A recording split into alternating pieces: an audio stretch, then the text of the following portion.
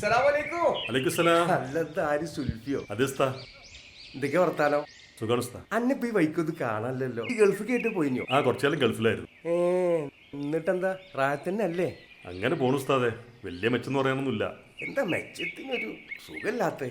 അത് ഞാൻ ഗൾഫ് പോകുമ്പോൾ ഉമ്മ ഒന്ന് തോന്നുന്നതാ. ഉമ്മാന്റെ പ്രാർത്ഥന പഠിച്ചോ കേട്ടു. ഉമ്മാരെ ദോഹ വലിയ ഹൈറല്ലേ? ഉമ്മാരെ ദോഹ പടച്ചോ പെട്ടെന്ന് സ്വീകരിക്കും. ആട്ടെ എന്തമ്മ തോരുന്നത്? ഞാൻ ഗൾഫ് പോകാൻ വേണ്ടി ഇറങ്ങുമ്പോഴേ ഉമ്മനാണ് കെട്ടിപ്പിടിച്ച് നെറുകിൽ ഉമ്മയും വെച്ചിട്ട് അള്ളാന്റെ കുട്ടിക്കൊന്നും ഇല്ലായിരിക്കട്ടെ എന്ന് പറഞ്ഞു. 12 കൊല്ലം ഗൾഫിൽ നിന്നു, ഒന്നും ഇല്ലാണ്ട് തിരിച്ചു പോന്നു. എല്ലാം നല്ലതിനായിരിക്കും.